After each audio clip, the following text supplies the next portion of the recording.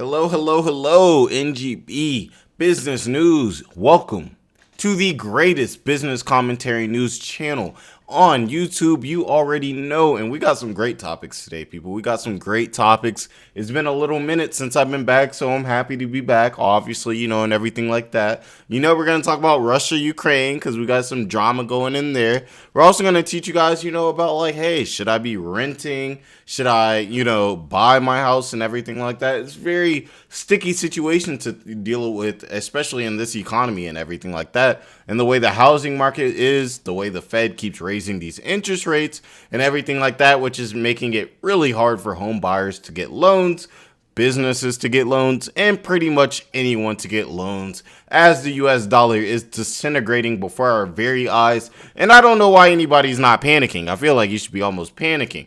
Now, we're also going to talk about FTC chair basically issuing an alert for AI. So we're going to kind of see what's going on with that. Are we finally starting to see, them starting to push back on AI? Because we heard a lot of talk. You know what I'm saying? We heard a lot of talk, about, everything regulation with AI and everything like that. But we want to see, is anybody actually going to put anything into action? What do they deem as bad? A negative aspect of AI and everything like that. So I think that should be real interesting for us.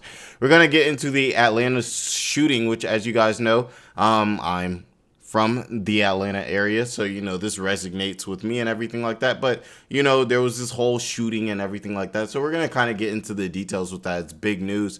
And lastly, we're going to actually analyze Steven Crowder. As you guys know, Steven Crowder, one of the biggest conservatives on YouTube. He's on a lot of other platforms, but he's one of the biggest in the game and everything like that. And he's been going through a tough divorce, and videos are coming out. His wife put out a video. So we're really going to take a look into the video. We're going to analyze it. We're going to look at it and see, like, okay, who was in the wrong? Was Steven in the wrong? Was his wife in the wrong? And just kind of take a look at that whole situation, because I think that could be very interesting.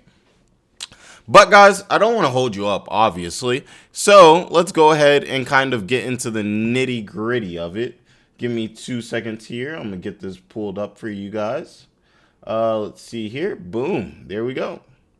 And here we go.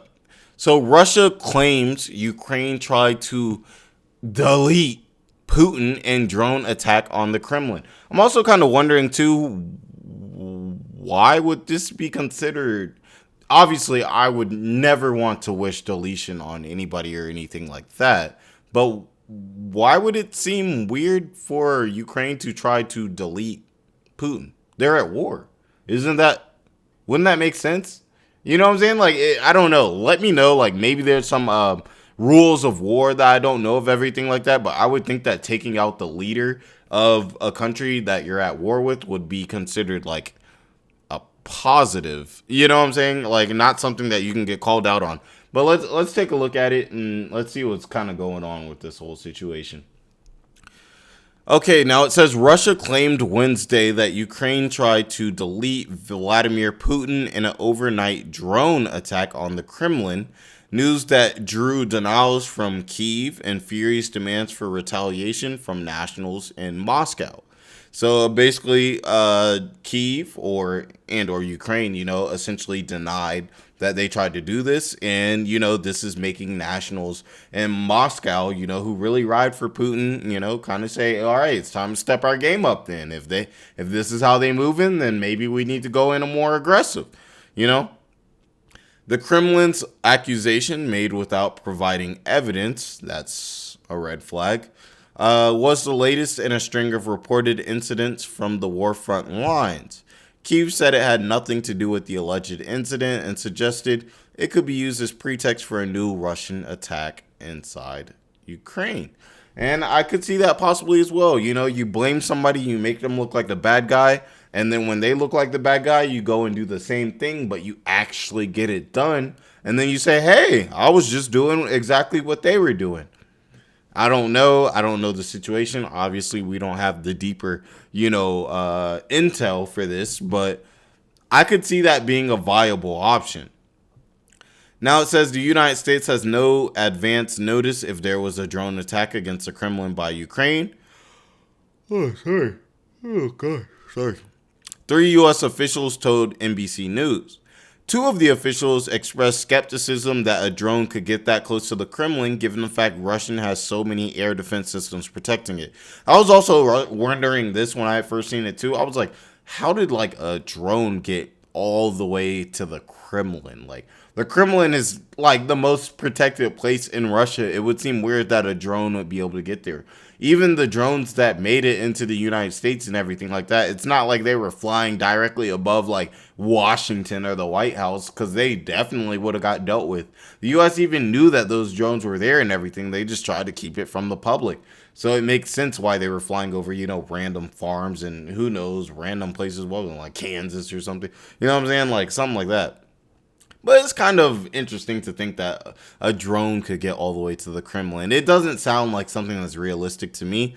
Let me know what you guys think, though. But it says an attack on the heart of Moscow, even if foiled, would represent a dramatic illustration of Russian vulnerability ahead of an expected Ukrainian counteroffensive that will seek to push the Kremlin's forces out of occupied land. This is very interesting. Ukraine is starting to take those W's. Shout out to Ukraine. Shout out to the W's. The U.S. is running out of money, and we're giving it to Ukraine. But, as far as Ukraine, shout out to Ukraine. Now it says Russian military and special services had disabled 2 attacking drones, sending debris crashing onto the grounds of the seat of the government, the Kremlin said. It blamed the attack on Ukraine, but said no one was hurt. So we know no one was hurt. Oh my God, I don't know why I'm yawning.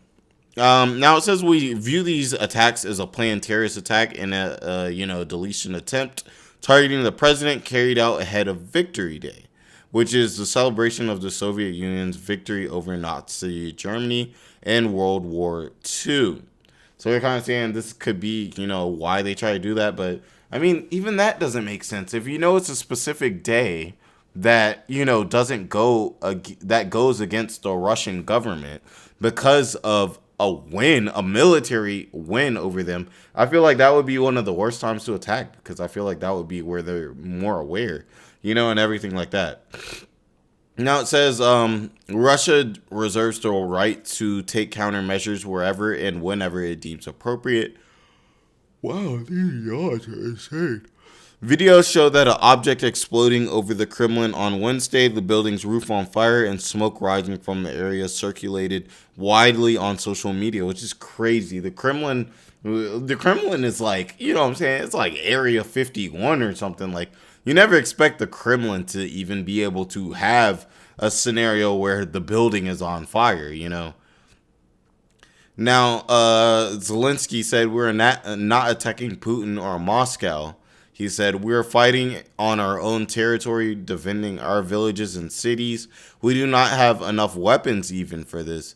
This is why we do not use them elsewhere. We have a deficit. We cannot use everything and everywhere. As we can see, this is Putin. They say he was not in the building at the time of the attack. Now, it says his comments came after one of his advisors suggested guerrilla activities of local resistance forces could be to blame. I don't know about that. I mean, it's possible. I mean, Ukrainians, I'm sure, have a very bad outlook when it comes to the Russian people, at this point. So, I mean, I guess it's possible, All you need is a drone, and fly to Russia. I guess that is possible, He said the news was a sign that Russia is preparing for a large-scale terrorist attack of its own. Now, Kremlin spokesperson told news agency RIA Novosti that Putin was not in the Kremlin at the time and was working out of a presidential residence near Moscow. The Kremlin said the president's schedule was unaffected by the incident. Now, they said plans to hold the Victory Day parade in Red Square. Oh, wow, Red Square. I mean, I don't know why, I don't really know a Red Square. But when I hear Red Square, I think of, the Chinese and, Tiananmen Square, and everything like that. It just kind of reminds me of it. Maybe it's a communist thing. You got to have, a square that sounds like Red Square. I don't know. But, let's see. It says this looks like hashtag Ukraine is trying to bring the war home to Russia by hitting symbolic targets. Which this, if it was Ukraine, which it doesn't seem like it's really Ukraine, but if it was Ukraine, then that would definitely be them trying to take the offensive and everything like that. And I mean, really, like, I mean, do you guys blame Ukraine? This is war. These people came into your home, they attacked you, they deleted tons of your people and everything like that. Like, can you not do pretty much what you would, do to defend them and try to destroy the man who is a direct, attack on your country? I would feel like that's almost justified, Now it says the two U.S. officials were skeptical that any drone Washington might have provided to Ukraine would have been used in the alleged attack on Wednesday because it would have had to fly very far from Ukraine all the way to the Kremlin. Neither official could say whether the report could be disinformation campaign by Russia or not, adding they were still trying to figure it out. I said I would take anything coming out of the Kremlin with a large shaker of salt, which makes sense, Now it says Ukrainian agents have pursued drone attacks inside Russia, contrary to U.S. and Western wishes, according to a batch of leaked U.S. intel documents. So Ukraine is sending drones into Russia. Could one make it to, all the way to the Kremlin? Most likely not, but it's possible, so, and with them doing that against Western wishes, I mean, this possibly could be the case, but I mean, I feel like I don't really see how they thought that would really play out. Now it says, let's see here. Now, James Nixie, the direction of Russia and Eurasia program at Chatham House think tank in London, was also skeptical of the Kremlin's account. Let's be clear on what this is not. It's not an, deletion attempt on Vladimir Putin. That's just what the Kremlin is saying. The two most likely possibilities are a warning shot across the bows by Kyiv or a false flag operation by Moscow designed to justify more intense attacks in Ukraine or more conscription. So I want to know what you guys think about this, because obviously we don't have the facts. We don't know exactly what's going on with this.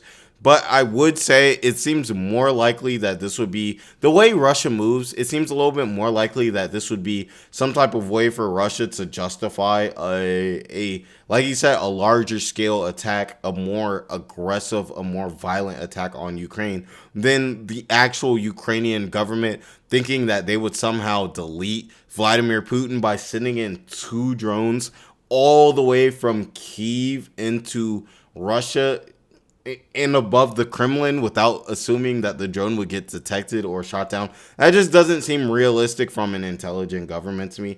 But let me know what you guys think about that and everything like that. Obviously, like, comment, and subscribe. It helps the channel a ton. I've been getting a lot of growth, and I appreciate that from you guys for sure.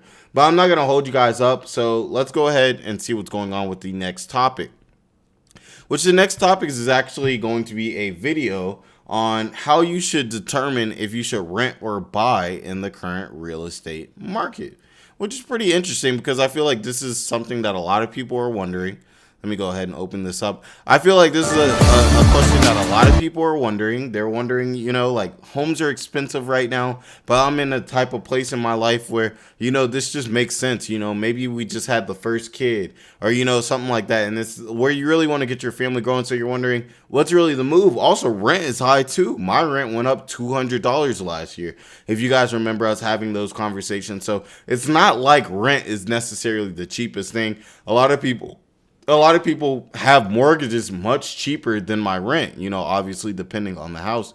So let's see what they think. Let's see what, the whole situation, what that is. And maybe if you're a person who's kind of been on the edge thinking about this and everything, maybe this will kind of help you to make your decisions. Mom for so long, being able to buy a house. It was always something I wanted for my daughter, but it was always out of the picture. I was not very good with my money. I was living paycheck to paycheck. She was very nervous about buying a home, and she didn't think that we could do it. It will help.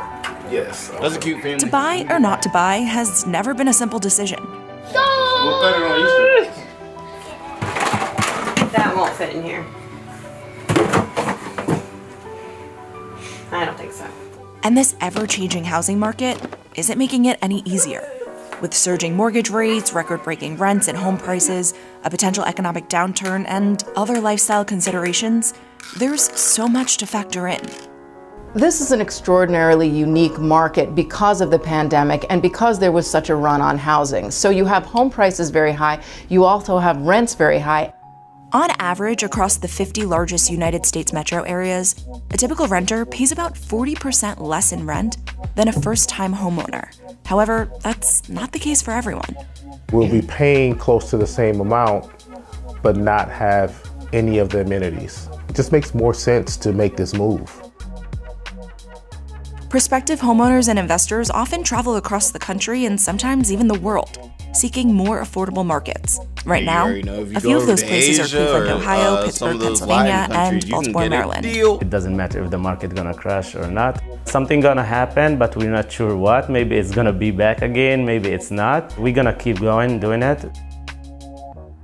Maybe it's gonna happen, maybe it's not. Great statement. Great statement he made there. Not really. That's sarcasm, guys. I was at work and I get a phone call from Stephanie, and she said that they had to evacuate the apartment. It didn't register at first. I still get choked up thinking about it. I just raced home, and the police tape was over. I didn't know where she was at. Her and the three girls were like just in tears. I'm sorry. I don't like talking about it. Leland and Stephanie Jernigan had to move out of their Cleveland apartment in January 2019. A neighboring apartment had a fire, forcing them to stay with family for a few days and then a hotel. Just 10 days after Stephanie gave birth to their daughter, Tatum. She slept in her car seat the first night because we had nowhere to put her. Leland Jernigan always dreamed of purchasing a home of his own, but that fire put a wrench on his plans. I had a little over $5,000 saved. We were going to use that to try to get a place. Guys, we got to be more prepared than that, though. We got to be more prepared than that. $5,000, maybe if you're a single man, okay, yes. He's got a wife.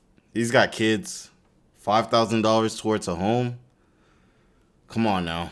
Do I need to say more? A house of our own. I had to utilize a lot of that money to find a place and to buy everything else that we had lost. The house was just totally taken off the table. And as a man, you don't want that for your wife and your kids. Like, you want to be able to provide. March 16th, 2020, I get a phone call from my boss, like, hey, we're closing up. Meanwhile, is it our time yet? That's what she says. It's not my turn. It's not your turn, you're right. It'll be your turn soon. I cannot wait to see her face when we walk in the door. after about a decade of record low mortgage rates and record high home prices, the United States housing market has slowed down. From January 2022 to January 2023, sales declined by... If you guys don't know, this is a result, obviously, of the recession. The Federal Reserve is rising interest rates, which, if you guys know, when interest rates go up, people can't get loans because loans cost more. So businesses and people can't get loans. So as far as the Fed doing federal rate hikes and everything like that, that's a direct influence in less people being able to get homes, because when they go to the bank, instead of getting instead of paying essentially $150,000, they may be paying $175,000. So that's going to off-put a lot of people from buying a home. 37%, and while prices increased 1.3% during the same time, those numbers drastically fluctuated throughout 2022. And while it's often been said that buying a home is better than renting, it's not as straightforward right now. In December 2022, in 45 of the 50 largest U.S. metros, it was more cost-effective to rent than buy. That's up from 30 markets from the prior year. In the top 10 metros that favored renting, monthly starter homeownership costs were an average of $1,920 higher than rents. And the gap is only getting bigger. In December 2022, in the 45 areas favoring renting, renters saved more than $900 on average, whereas in 2021, renters saved about half of that. We saw the 30-year fix go from less than 3% to over 7% in the course of just 1 year. That's very dramatic. And that made that monthly payment more than twice what it was the year before, and unaffordable for a lot of folks. So that's why the housing market really stalled in the fall. Interestingly, we did see it bump back up in January when the 30-year fix pulled back towards 6%. People really rushed in. We saw pending home sales, which are a measure of signed contracts. That's people out shopping for homes during the month. That jumped over 8% in January compared with December, and that was surprising, but it was people saying, okay, maybe I've got a chance to get in. As for the 5 areas in 2022 and 20 areas in 2021 where buying made more financial sense, families saved about $240 on average in both years. And Cleveland was number 1 on that list in 2021. While the city has since flopped to the other side according to averages, it's not by much. The Jernigans purchased this home for $285,000, about $100 per square foot. And the average rate on the 30-year fixed is 6.44% as of April 2023. The Jernigans locked in 6.625%, taking their monthly principal and interest to about $1,800. If we stayed here, we would pay $1,700 a month. We would pay $300 and something for storage. Huge area for my mom, a huge bedroom for us. The girls can have separate bedrooms that are bigger than the ones that they have now. So the bottom part is all of your grandma's and the top part is all of our bedroom. So our bedroom is that big. That man looking like he cold right there. A huge backyard, which Tatum can run around in. 4-car garage. Oh, that is a large Markets in the backyard U.S. for in which sure. home ownership offers lower monthly costs include Memphis and Pittsburgh, among others. Nationally, home prices were higher at the Well, I beginning also of have to say too, you guys got to remember, even though you may save on rent, obviously you're not building equity in a home. You guys already know. You pay into it, eventually you can possibly own the home, and everything like that. Now people got 40-year mortgages and stuff, so it's like I don't know why that would even matter. But I do want to tell you guys that difference if you guys didn't know. Obviously, it's not like you're renting out of a house. You're actually paying towards ownership of the house. So that is the difference. 2023 than they were at the start of 2022. But that's also constantly changing. So how does one decide during a time like this? There are, of course, pros and cons for each. Let's start with renting. The pros are that you don't need to worry about repairs and you can pick up and move anytime. Cons include giving your money to someone else, building equity on their investment as opposed to your own. You don't have as much control over how long you can stay, and rent can change at any time if you're not in a rent-stabilized home. You also have no say in renovations, construction that I can attest can be extremely loud, and you're likely limited to how much you can change the space to your liking. Moving on to buying. Pros include having the ability to do what you want with the space, you're investing your money in something that will hopefully appreciate, tax incentives, you could stay as long as you would like, more financial predictability as long as you have a fixed interest rate, and of course, pride in owning your own home. The cons? You'll likely be in a smaller space for the same price than if you were renting if you're buying in an urban area, and you have a lot more financial responsibilities including upfront fees such as a down payment and closing costs, not to mention property taxes, likely a mortgage, and condo and maintenance fees depending on the type of home you purchased. The best way to make this decision for yourself is to take a closer look at your finances. You don't buy a house based on the price of the house, you buy it based on the monthly payment. That's going to be principal and interest and insurance and property taxes. If that calculation works for you and it's not that much of your income, perhaps a third of your income, then it's probably a good bet for you, especially if you expect to stay in that home for more than 10 years. You will build equity in the home over the long term. Renting a house is really just throwing money out. For the Jernigans, that calculation looks like this. If they renewed their lease, their rent would go up to $1,700 per month. Plus, they pay $340 for storage and $50 per month for renter's insurance, bringing their monthly expense to $2,090. But at their new house, their monthly principal and interest will be $1,792. Plus, mortgage insurance will be $125, and estimated escrow $447, bringing their monthly payment to about $2,365. If you subtract the $1,000 Leland's mother's contributing, which is $100 cheaper than what she would be paying in rent, that brings their total monthly expense to $1,365. Like renting it out to the mall. This move, expanding their space threefold and allowing them to take care of Leland's mother, will be saving them more than $700 per month. Most will see their housing wealth grow over time. Is that 20 years? Is that 30 years? It depends on how long you want to be in the home. If you only expect to be in a market for perhaps 5 years, it might be better to rent because that's not a long enough term to see real housing wealth grow. So it depends on what your trajectory is for living somewhere versus how much you want to invest. What makes sense for you and your family is also going to depend on where you plan on living. In the first 2 years of this pandemic, we saw a run on what we call the Sun Belt. That is, areas that are in the South, also areas like Phoenix and Las Vegas. Huge sales numbers there, a huge run on housing, and home prices jumped dramatically. Yeah, Las Vegas, in those they're markets building now, tons we're of now houses seeing them in Vegas. pull back just as strongly as they jumped. And that's because of higher mortgage rates and lower affordability because it's much more expensive to buy there now. One interesting market, though, that has just been off the charts and is still is Miami. We saw tons of people leaving New York City, leaving the Northeast, even California tech workers moving to Miami, and that still hasn't faded.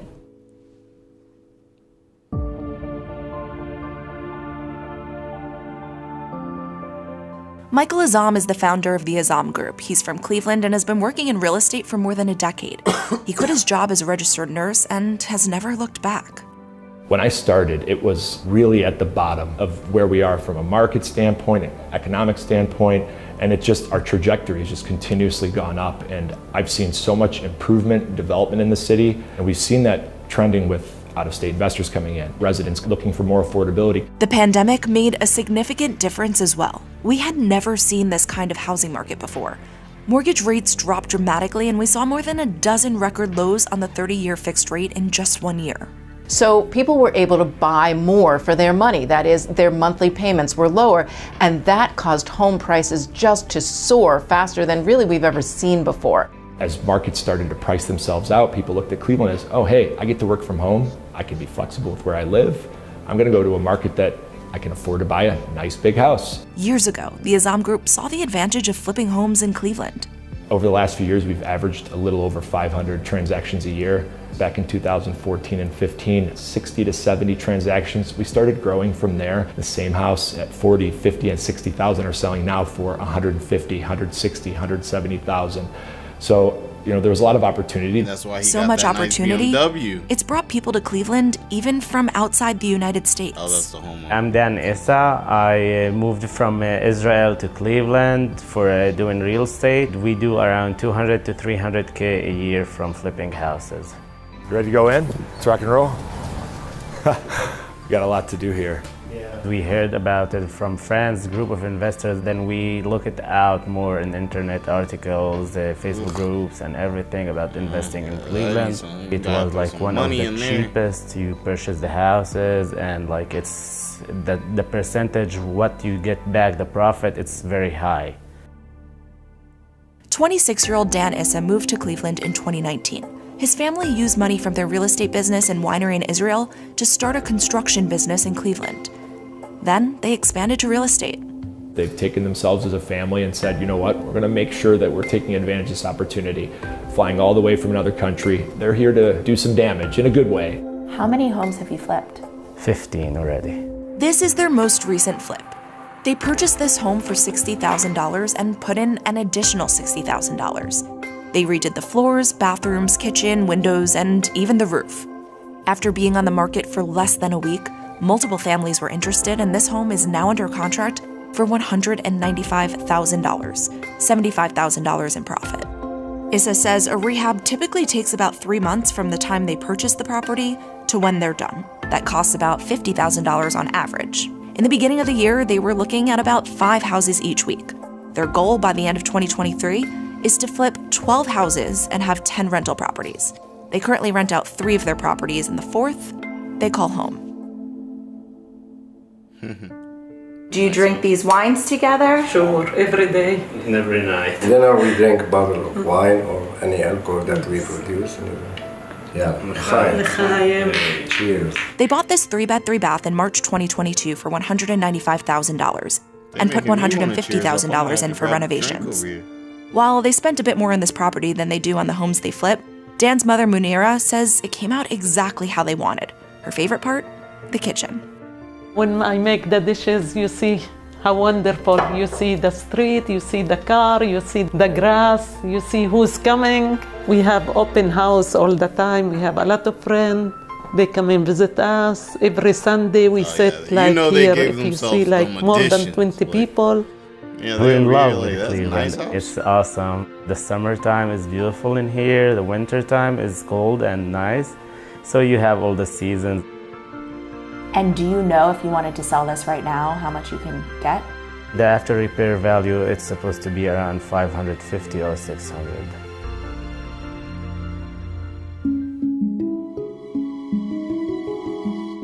The spring housing market is historically the busiest time of the year for housing, and that's because families want to buy their homes, close on them in the summer, and move so they don't disrupt their children and get them into school in the fall.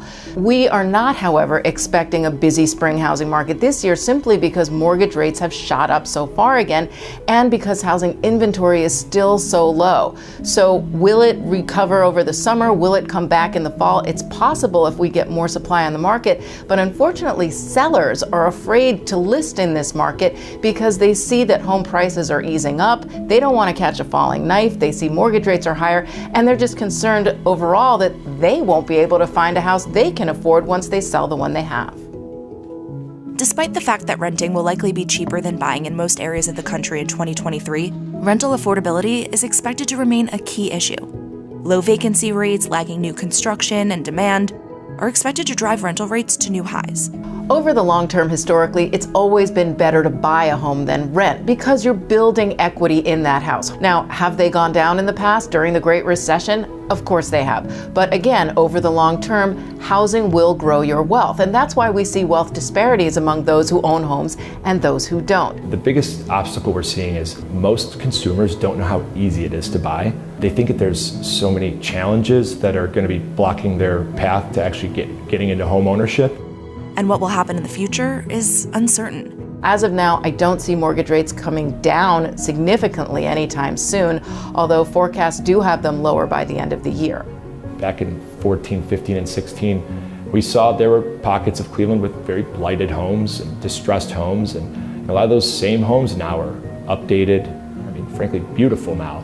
It's a testament to all the outside investments that have been coming in. Cleveland Clinic has attracted a lot of home buyers. We have resident doctors moving in from out of state, people coming in that are working for Progressive, people coming in that are working for Sherwin-Williams. Job force has opened up a lot of growth for our population. I don't think we're at the tip of the iceberg here.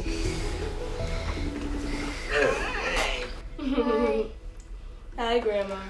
Did you ever think when we lived on Brightwood that 30 years later, we gonna be in our own home? No. I always knew you would own a home, but I didn't think that I would be moving in with you. Market conditions allowing this family to purchase a home will be life-changing in more ways than one. The Jernigans say their 14-year-old daughter, Raylan, still has PTSD from the 2019 fire. As a dad, you wanna fix it, and you can't. Well, it sounds like you are fixing it.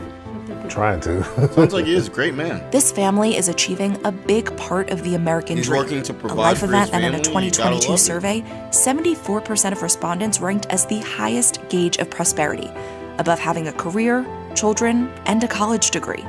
Meanwhile, it's a full circle moment for Leland, who grew up in East Cleveland, his family on government assistance. I came from a single mother home who struggled to put food on the table and always wanted better for her children. It was more criminals than there were police. I told myself that they would not live in an environment like that. The area that we're moving to is something that you would see and look at and be like, I want to get there one day.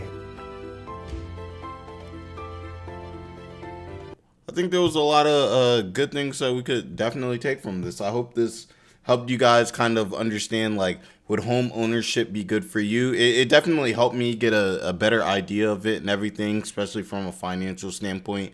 I think they should have kind of gone a little bit more into, you know, when you're renting, you're not building equity into the home. But they did give, you know, very good reasons as to why you would want a home or why you would want an apartment, you know. Location, like, are you going to be trying to be in the area for 5 years, or are you going to be trying to be in the area for 30 years? Do you have a family you're trying to settle down, or is it just you by yourself, or, you know, you and your girl, and you would like to be more mobile, things like that. So let me know how the whole home buying experience has been for you guys. Possibly let me know if you choose to rent instead of home, why you do that and everything like that. You know, I would be real interested to hear that, and I think a lot of people could possibly benefit from others' experiences with this when deciding if they want to, you know, choose to go into home buying or if they want to go into rent. Now, I'm not going to hold you guys up, so let's get into the next story. Now, the next story is about FTC Chair. Let me pull that up for you guys. FTC Chair Lina Khan says she's on alert for abusive AI use. Now, this is the Federal Trade Commission, as you guys know, so it's good to see. It is kind of good to see that the Federal Trade Commission is going to be kind of taking a look into what could possibly go on with AI. So let's see what they're looking for and everything like that, and break it down a little bit more. Now, it says the Federal Trade Commission is on alert for ways that rapidly advancing artificial intelligence could be used to violate antitrust and consumer protection laws it's charged with enforcing. Now, it says although these tools are novel, they are not exempt from existing rules, and the FTC will vigorously enforce the laws we are charged with administering, even in this new market. I'm wondering, though, how AI will really affect the FTC. I think that's really the question here. Maybe they'll let us know. Oh, excuse me. In the op-ed, Khan detailed several ways AI may be used to harm consumers or the market that she believes federal enforcers should be looking for. She also compared the current inflection point around AI to earlier mid-2000s era in tech, where companies like Facebook and Google came to forever change communications, but with substantial implications on data privacy that weren't realized until years later.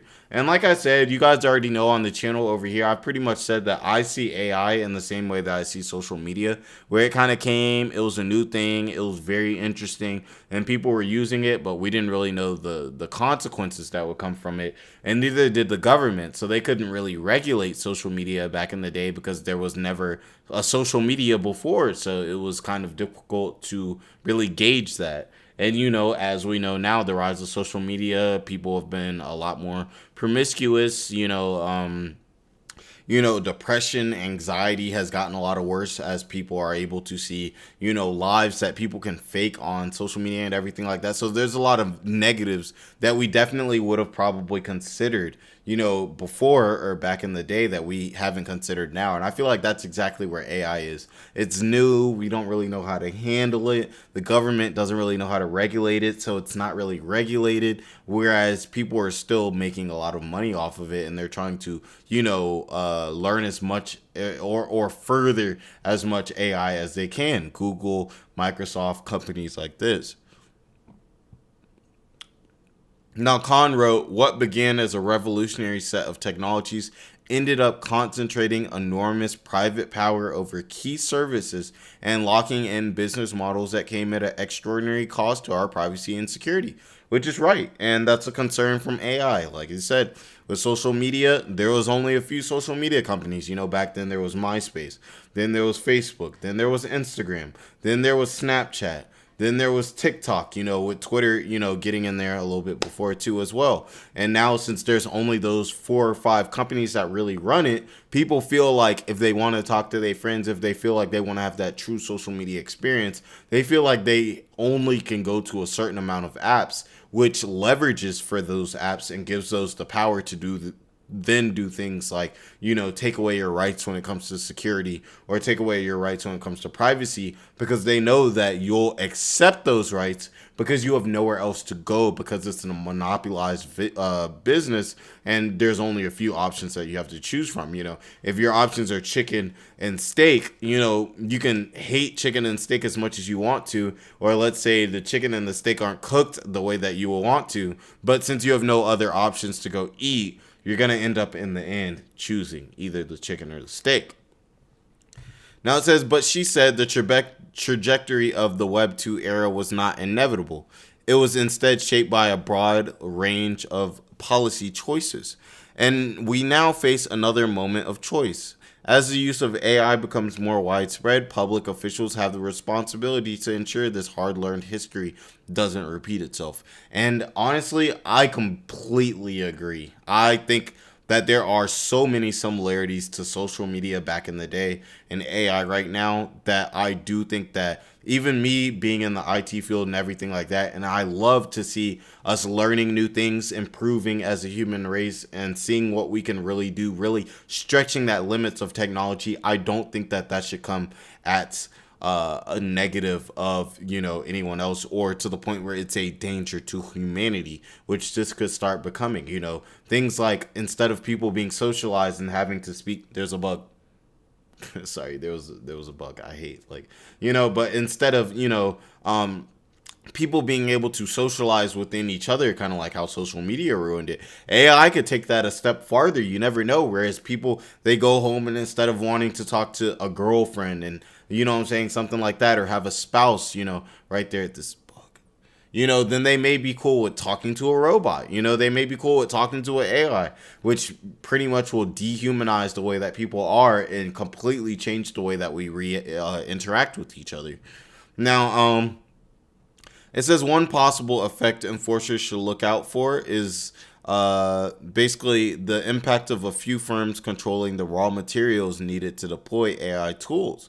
That's because of the type of control could enable dominant companies to leverage their power to exclude rivals, picking winners and losers in ways that further entrench their dominance.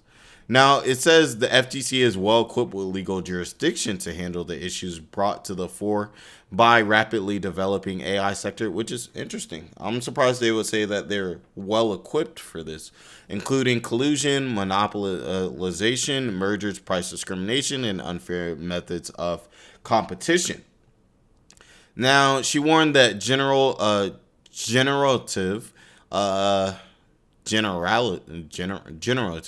AI risk turbocharging fraud by creating authentic sounding messages. This is what one of my big concerns was. I'm thinking about a grandma. She gets a call from her grandson. It sounds just like her grandson, but it's an AI form of her grandson. The grandson asks her for money. She says, hey, of course I would, just like I would anytime. Next thing you know, grandma done lost some money. And little Timmy doesn't even know what happened to his grandma. He was never a part of any of that. You know, when it comes to scams and deceptive business practices, Khan said the FTC would not only look at fly-by-night scammers deploying these tools, but also at upstream firms that are enabling them. So not even like, you know, the little guys, you know, who are using these scams, but how, you know, big firms and businesses could also possibly use AI to do things like this, you know what I'm saying, and everything like that. Finally, Khan said that existing laws about improper collection or use of personal data will apply to massive data sets on which AI tools are trained, and that laws prohibiting discrimination will also apply in cases where AI was used to make decisions.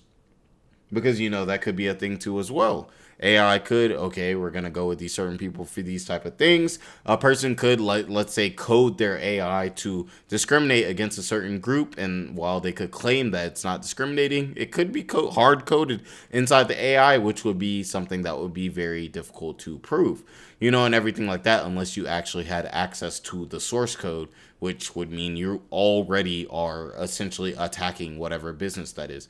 But let me know what you guys think about this. I want to know what you guys think about it. I want to know, since we already can see so many similarities to AI and social media from the past, what do you guys think are really the differences? Do you guys think that the emergence of social media and people getting higher levels of depression, higher levels of anxiety and everything like that, do you think that will equate to the possible destruction that AI could bring, you know, if it's unregulated and people are allowed to essentially do whatever they want to with it and everything like that? I just want to know what you guys think about the whole future of AI and everything like that. We've had a lot of videos speaking on AI because this is kind of the topic today, but we kind of want to further this. We want to see, like, are people coming in? Are they making assertions about AI? Are they going to be attacking AI? Is AI going to be a negative? You know, over here on the channel, we're definitely going to be watching that, and we want to see, you know, the change in AI and everything like that. But I will be back real quick, and I think we're gonna go ahead and get straight into the whole Steven Crowder situation and everything like that. So that should be real interesting, and I will be right back, guys.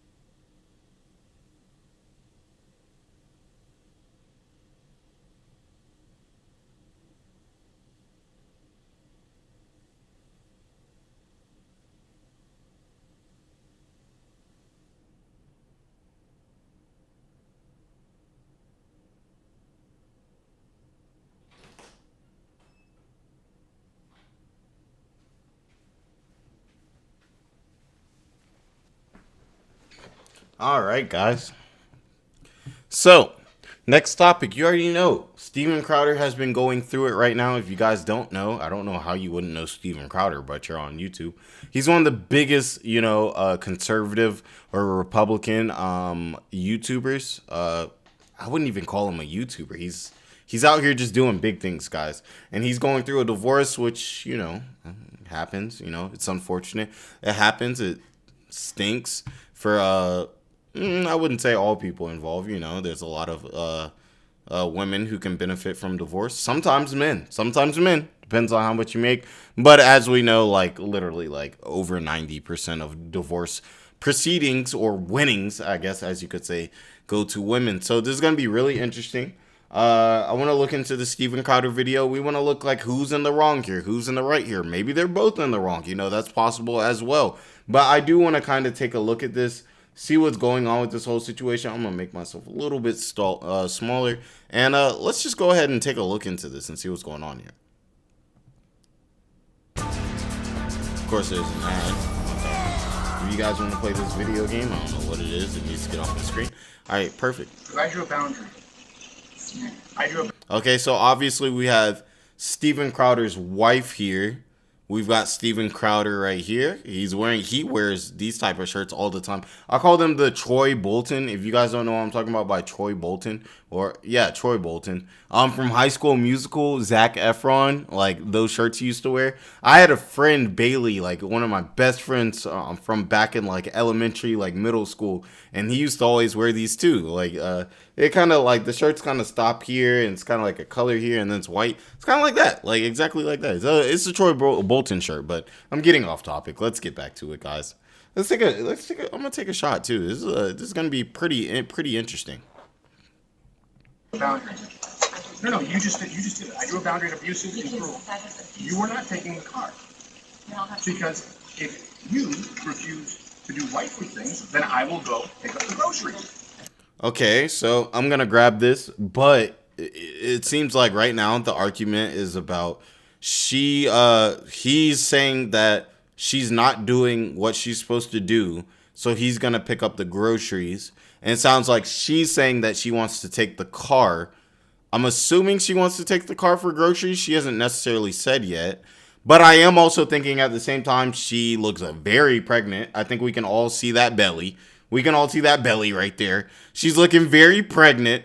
So, me personally, I would be like, you look like you about to pop at any time. I'll go get the groceries. You relax. You know, you stay in this, obviously. You see the house they're in. Steven Crowder makes millions of dollars a year, I'm sure, from YouTube and everything that he does, all his advertisements and everything like that. Like I said, he's extremely popular. I personally would say, you know what I'm saying, I'll just go do it. You don't have to do it. She looks like she wants to take the car. I mean, if she wants to take the car, you know what I'm saying, she could possibly do what she wants to do. But like, it sounds like he's saying, hey, you're not doing this, so you can't take the car. Now, we don't know what came before this. We don't really know we haven't really had a look into their relationship until now. So when he says you're not doing your wifely duties, I don't really know what exactly he means by that. He could be meaning basically, you know, you don't really do what you were supposed to do in your vows, so I don't want you to take the car from me. But I don't know. Maybe they'll elaborate more on this. I'm going to grab this real quick because it seems like it's getting kind of juicy. This is interesting. Looking into the deep life of Steven Crowder. I haven't watched much of Steven Crowder's content. I've seen like a video or two. But he's one of those people that in that space you definitely have to have a little respect for what he's done. And also at the same time, you know, that he is one of the spokespeople, I would say, of conservatives. Because he's one of the top YouTube conservatives, you know, and everything like that. But let's see what's going on with this. Right now, I wouldn't say any person is at an L. I wouldn't say any person is being bad. I wouldn't say it's bad for anyone right now. She's just saying, hey, I want to take the car. And he's saying, you haven't did what you need to do. You can't take the car. I'll go get the groceries. You know what I'm saying? And everything like that. So it's not too nasty right now. Nothing too bad. Steaks, wood pellets, my grill. I know it's an unreasonable request, but I'll go do it. How about you first? Hillary, how do you respect the man? Yes, how do you, man? I'm the man. You see the love of that. No. How do you, man? Now here, I'm wondering, what is he talking about when he said the other man? You see. Yes, how do you, man? I'm the man. You see the love of that. The other man, you see, the mother comes back. I don't really know how to interpret this. I can't tell. Is he talking about like another man? Like she was involved with another man? I'm also looking at her. I'm looking at this belly and I'm thinking, if there was another man, he hasn't been around for a minute. Like she's about to pop. Like, so I don't really know what's going on with that. I wouldn't say that there is another man or anything like that, but that's a weird statement. Maybe I just don't know the context. If you guys understand the context of that a little bit more, let me know. But it is something to note. It is something to note. No. How do you, man? No, you're not taking the car. Steven, You're not taking the car. Steven, you are not. Then I will ask them to pick me up. Would you like me to ask? Oh, that's right.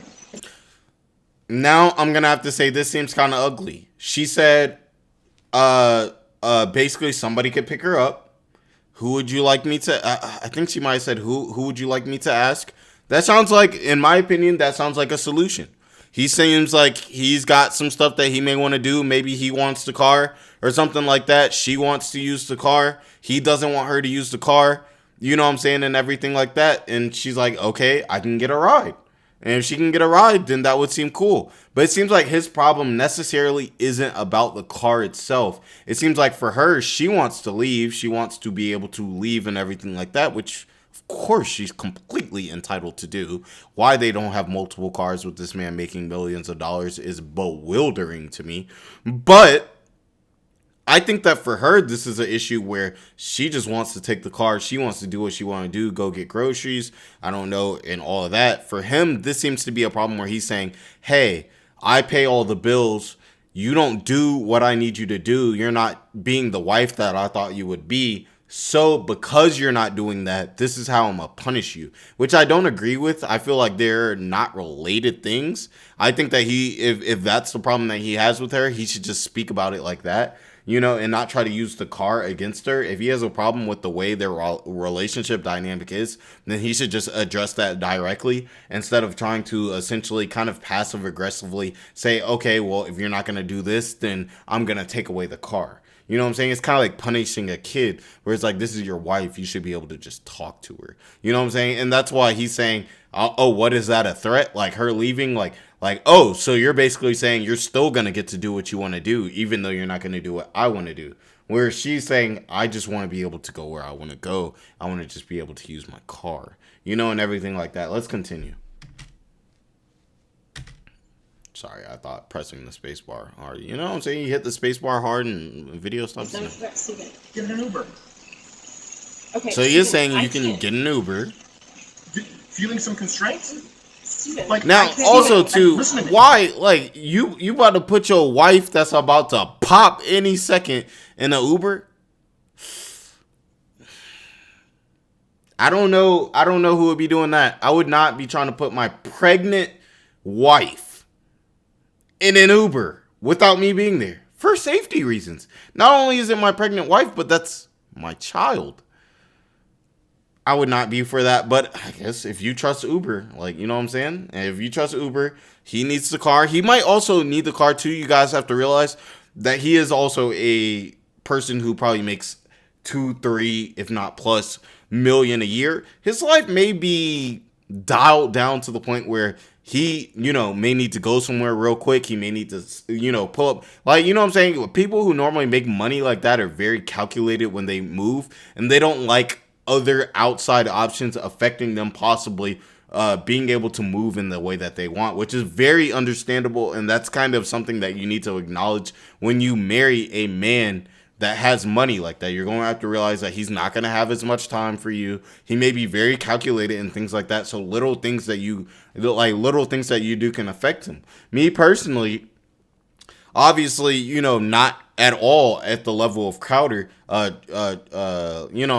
Steven and everything like that. I can still kind of understand that whole relationship dynamic where it may seem like a very little thing, but somebody making a little move in their day, let's say they take 30 minutes longer to pick you up or something like that, that can possibly throw your whole schedule off. And instead of, while that may seem to the outside world as a small deal, to you yourself, that is a huge problem.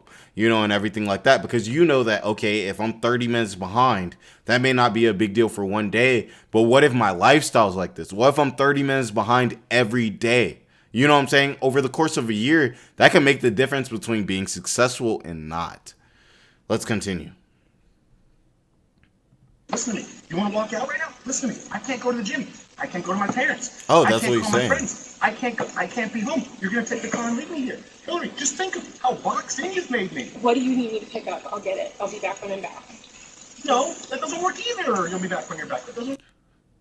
See, I kind of feel where both of them are coming from. She's saying, hey, like, I should just be able to leave. If I was her, I'd be like, Steven, why haven't we gotten another car? Like, Steven, why can't I have a car?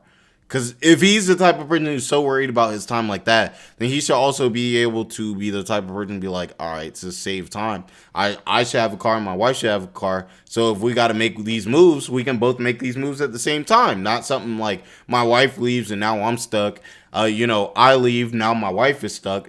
So I get where he means that doesn't work either, because in this specific situation, it doesn't work either. But also it's like, you could have got a car. But at the same time, I don't like that she knows that he feels that type of way about his time. And instead of kind of respecting how he feels about his time, she says, I'll be back whenever. She doesn't say, I'll be back in an hour. I'll be back in 2 hours. Don't worry. Like, I'll be gone for this long. I feel like that would really help de-escalate the type of situation that this is in. But instead, she kind of says like, hey, I'll be back when I'm back. You know what I'm saying? And everything like that, which I feel like throws a lot of fuel on the fire if he's feeling that type of way and everything like that. So right now, I'm going to have to throw an L on both of them. I'm going to have to throw an L on both of them. Either. Do you understand the difference between my life being set to the second and you going to back and back? Student. And making the only way out of this is discipline and respect. See, he's talking about their relationship. She's talking about the car and being able to leave. He's talking about the only way out of it, the only way to have this freedom to be able to, I guess, the way he probably sees it, use his assets is, like he said, discipline and respect. The discipline to be able to, you know, I guess, do whatever he deems is good as a wife, and respect for him as a wife, which, you know, she's definitely shown like a little bit of disrespect here. But yeah, it seems like clearly it's like they're arguing about different things. For her, it's about the car. For him, it's about the context of their relationship and who's supposed to fulfill what role or whatever duties. And he feels like she's not doing those duties, so he's fighting her because he feels like she's not fulfilling those duties. Whereas to her, she's playing it as, this is like I'm just trying to go. Like, I'm just trying to use the car. You know, so I feel like they're almost arguing about different things. The only way out of it is we're at an impasse. We are at an impasse. Good. Because you can't have any discipline or respect. Yeah. There you go. You throw your hand. You give up so easily. I don't give up, Stephen. You give up so easily. I just said the only way out of this is discipline and respect. You said, then we're at an impasse. Stephen, no, we are at an impasse, okay? I love you. He's asking for discipline and respect. And she said they're at an impasse and called it abuse. Watch it. Fucking watch it. See, he's getting mad. And I need some space. We need to just stop engaging for a little bit, okay? I love you. I love you very much. I don't love you. That's the big problem. Oh, that's where he messed up. That's where he messed up. She's essentially, I wouldn't even call it backtracking. What I would say that is the way I see it is essentially he's saying there's these things in the relationship I need you to change. She's saying I'm not going to change, which she said we are at an impasse, like she said. I'm not going to change, but softening it up, I love you. So essentially, I'm not going to give you what you want, but I love you. Steven Crowder messes up also by saying, I don't love you.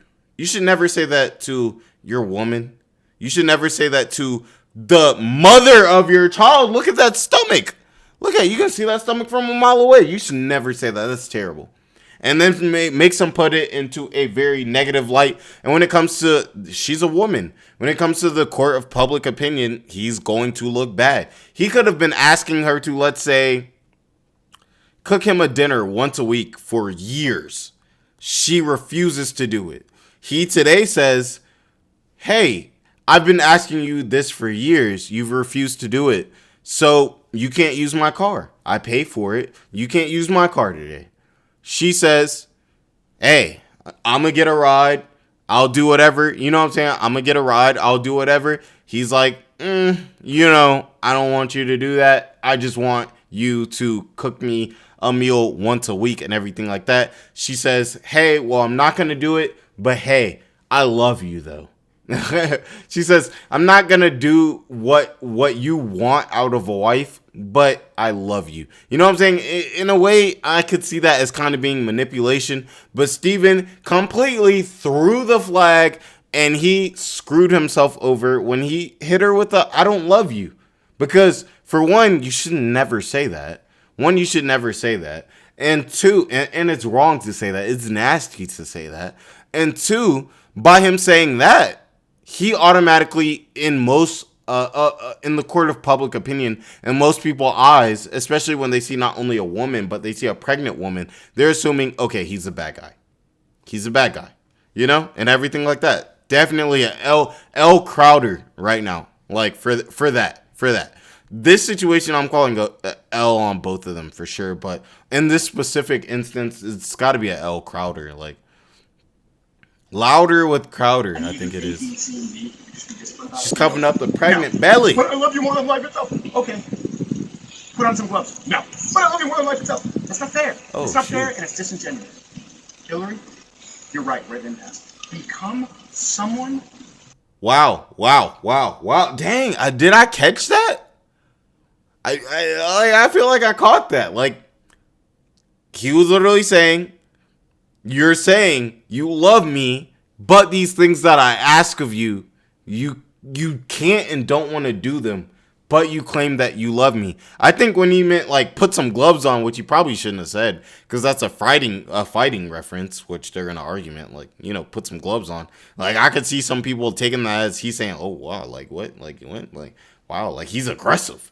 You know what I mean? Everything like that. But it sounds like he's essentially saying, put some gloves on. You say you love me, show me you love me. It's what I feel like he's really saying. If you say you love me and I ask these things, show me you love me. You know what I'm saying? And everything like that. He's probably like, I provide, I got you this big house, I put this baby in your stomach. Can you do this for me? And it sounds like she's kind of like, no, but I love you. And he's probably saying like, that's not love to me. If you do love me, can you do these things? I tried to hit the space bar again. You make day in and day out worthy of a wife. No, not as a wife. I didn't say as a wife. Hillary, come on now. I'm not going to engage. I'm not going to engage anymore. I'm gonna Now go. she's I'll gone? Get text me what you need. I'll get you what you need. She doesn't want to hear none of it. I They should have just got 2 cars too. But that wouldn't even solve the problem. Obviously, Steven has a problem with the way she is in the house. Put on some gloves.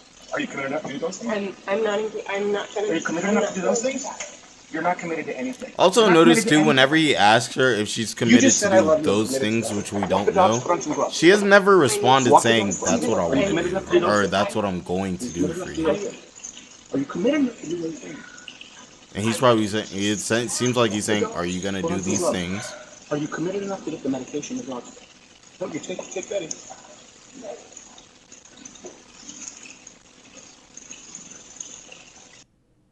And then the video ends. Not a good look for Crowder. He about to lose half of all his stuff. And when that baby comes out, he probably not gonna be able to see his baby like that, to be honest. Like, she's about to divorce that man, and well, is divorcing him. She actually released this video and she cut it and edited it before. So we're not even seeing like the entire like fight. We're only seeing what she wanted us to see, which is kind of says something in itself. But in general, let me know what you guys think about it. Do you guys think this is a L for Crowder? Do you guys think this is a L for her wife? I mean, his wife. I mean, she gonna be straight. She about to get this money. She about to get paid. But you know what I'm saying? Who do you guys think was wrong? Crowder, his wife, or do you guys think they were both wrong? Also, I want to know, what is you guys' kind of analysis of this situation? What do you guys kind of see when you really see this video? Get out of your feelings and you get into, you know, the logic of it, especially if you've been in relationships and stuff like that yourself. So let me know what you guys think about that, and definitely like, comment, and subscribe, you know, to help the channel grow and all of that. This has been a great stream, guys. It's been a great stream, and I appreciate all you guys for tuning in and everything like that. I hope you guys all have a great day and be blessed.